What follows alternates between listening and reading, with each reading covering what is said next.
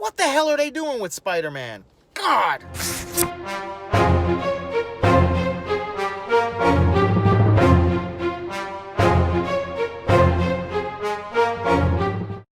What's up, Universe, and welcome back to the web's first must-see comic and nerd culture show. Welcome to Comic Universe, guys. I'm one of your hosts, as always, C-Dubs. And as you guys can see, I'm literally riding solo on this video. Guys, first and foremost, if you hear any access noise, I do so apologize. I have to kind of do this out in my car to get away from the family noise. The wife and I literally just moved to Texas 2 days ago. We're not even fully unpacked. Not to mention, our place is not ready, so we're crashing at family's house. So between dogs and family and everything like that, I can't escape the noise there, so I have to do it in my car. So in addition to that, this is my first and only spoiler alert for anyone who has not seen Spider-Man Far From Home. If you have not seen it, we are definitely going to be talking some spoilers here. If you don't care, cool, stick around. If you haven't seen it, go watch it, then come back. I really want to talk to you guys about this because I'm on the fence about this movie. I'm just going to let this right off the bat, okay? Well, I'm going to tell you why, and hopefully you guys don't just, spew some mouth vomit and start typing away some hatred, and just hear us out, because that's what we're all about here at Comic Universe. We'd like to share each other's, point of views, where we're coming from, listen to each other, and kind of nerd and geek out together as always, guys. So, spoiler alert, I know I said only one, but there's two here. So, Spider-Man, Far From Home. Good, the bad, and the badass. I'm going to give it to you as always, guys. Top it off with a score, tell you if you should go see it, and tell you my opinion. So, the good. The acting is good. It's within inside the MCU. It follows continuity. It gives us a look after what happened after Avengers. All that is great. Okay, I don't have anything negative to say about that. Okay, what Jake Gyllenhaal does and gives us is amazing as a villain. He did his job. He made me root for him. He made me want him to actually be a good guy. It were parts of me in this film where I was like, maybe I don't want him to pull the wool over everyone's eyes. Maybe I do want him to I want them to switch it up and make him a hero and make him join, the Avengers or something to that extent. But that is not what we got by any stretch of the matter. Obviously, he was pulling the wool over each other's eyes, and just kind of where he comes from, his background and his connection to characters within inside the MCU was quite ingenious, okay, and detrimental at the same time, in my opinion, to this franchise. So moving on to the bad, and here's where I'm going to spend just a little time because I don't want to make this video too long, but I do want to talk to you guys about it. So in the comments below, over on our Facebook, our YouTube, Stardust, wherever the hell you guys follow us, and if you're not following us on all those platforms, please feel free, because man, we drop all kinds of cool things on those platforms as well. So the bad, if Iron Man is dead, honestly guys, let's let him rest in peace. Everything does not need to still revolve around Iron Man. Again, I understand he's his mentor, his father figure, and I get it, but we've been dealing with Spider-Man, having this connection to Iron Man for almost 5 movies now, 4 or 5 movies, and everyone's like, oh, the growth, the arc. I didn't see it. It's just the same old same. It's been the same since day one. Okay, he idolizes the man. I want Spider-Man to just be Spider-Man at this point. Who knows how much longer we're going to have him in the MCU, okay? So how about we finally get the definitive Spider-Man? Please, Marvel, MCU, Disney, let's kind of make this happen. And it's kind of frustrating to see that we've had this many opportunities with Spider-Man and still just dealing with him being just this kid not knowing how to deal with his powers, okay, or deal with his responsibility. And yes, that is a part of the character, and yes, he does struggle with it throughout the rest of his life, but it evolves and changes with the time, okay? And I get it, he's still in high school. He came back and is still dealing with high school issues, and it's fine. But when he puts that mask on, it's like a barrier. It's almost like a shield sometimes. Yes, Spider-Man does, deal with it, but that's what's so great about the character, that Peter Parker can tackle those things one way and Spider-Man deals with them another way. It gives him that outlet, and we've yet to really get that. And that's just kind of how I feel about the situation. It's what brings the movie down a bit for me. I was really hoping to get a definitive Spider-Man, and it just wasn't there for me. And I hope you guys understand that. I'm not bashing the movie. It just didn't connect to me the way that I wanted it to.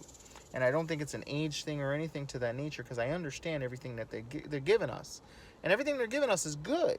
Okay, but I just want great. This is the poster boy. This is the icon of Marvel. Okay, this is the equivalent to Batman and Superman for DC. He's both one guy for both of those guys. Okay, he is, when you say Marvel, the character 99.9% people think of first. Okay, even if he's not your favorite character. So that's where I start to have a little bit of an issue with Spider-Man. So I'm hoping moving forward, Marvel, MCU, Disney, that we get a definitive Spider-Man within the MCU. Now, the badass. Now, the badass comes in many different droves in this here. First and foremost, something so simple as Jake Gyllenhaal wearing an actual mocap suit as his costume, okay, was ingenious. It was beautiful. I loved it. It was great. It was great forward thinking. Another great forward thinking is them taking the idea that, like they said, we live in a time where they will accept anything that they say. Okay, that's why he created, Mysterio created the whole concept of from another dimension, because after the aliens are attacking, we'll believe anything. They kind of knew that the audience, the real life audience that went to the movies to see them, would believe anything they said as well. Hence the whole multiverse theory, and had us all freaking out about what we were going to be going and dealing with moving forward in the MCU.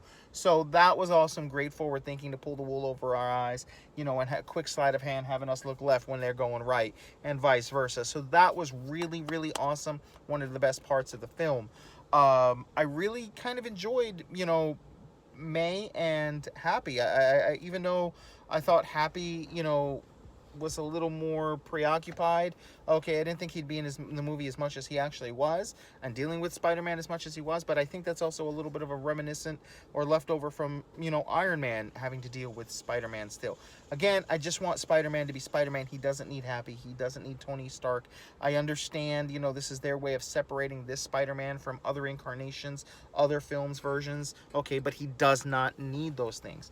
The most badass thing, though, about this movie, and it was one of the most frustrating things about Spider-Man since the beginning of the MCU, was the whole lack of truly saying spider sense or dealing with his spider sense, or in this movie, if you will, the Peter Tingle, which, yes, is the best line in the whole movie. Had me dying, had me rolling.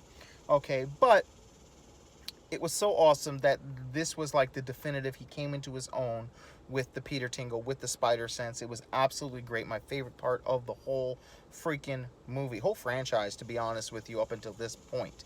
Now, a couple of last things. The end credit scenes. There are two of them. If you haven't seen it and you don't care, first and foremost, Jonah's back. Yes, and it is the guy we all wanted it to be. How awesome is that he came back to reprise his role in the MCU? He does look a little different. They did update him a little bit to be more of a TV figure instead of a newspaper figure. I do wish he was maybe all bald, okay, instead of a U bowl cut, whatnot, bald on top, hair on the side. But it's so awesome to have Jonah back in the MCU, or in the MCU to begin with. It was absolutely awesome to see him. Now, the end credit scene, which I called, I don't even know, maybe 5 movies ago, I started to pick it up on things that Nick Fury wasn't acting, maybe more like 4 movies ago, wasn't quite acting the way I recognized Nick Fury to be in the MCU. And I know a lot of people may have already caught on to that too, with the whole calling him Nick throughout the movie, especially after Captain Marvel. That's the one good thing I can say about Captain Marvel. They explained that everyone calls Fury, okay, and all of a sudden they're calling him Nick throughout the movie. I was like, no, something's wrong here. That's not Nick Fury. So that was really cool, and it kind of may lead into maybe Secret Invasion, even though Nick Fury seemed to be a part of it. I don't know if that's maybe the creation or the startings of S.W.O.R.D. maybe moving forward. Also explains why when they mentioned Captain Marvel, he's like, don't invoke her name, because he did so much for her kind, or she did so much for their kind, I should say. So that was kind of cool as well. Look at me saying something great and positive about Captain Marvel movie. Look at that, guys. Look at that. There's hope for me yet.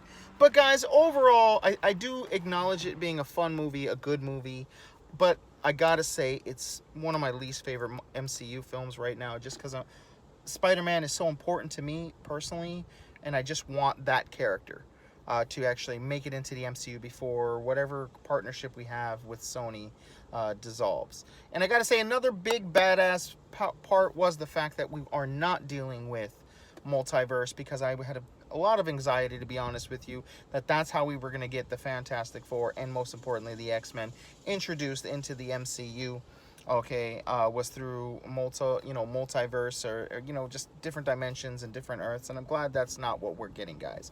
So guys, overall, again, I don't want to make this video too long because I could talk all day long about the things I liked and didn't like and the little tweaks here and there that could have made it better. But overall, decent enough movie. I would give it a solid 3 out of 5 stars. For me, it's probably, if not, it's probably my 3rd or 4th to last MCU film, just because I'm sick of such a heavy Iron Man influence into my Spider-Man. He's not Iron Man's sidekick. He's really not Iron Man's protege. He's his own man, and I'm ready for him to be his own man. So, Universe, I hope you understand where I'm coming from. Let's talk about it in the comments below, guys. Until next time, I'm C-Dubs, and I'll see you in the universe. Hey!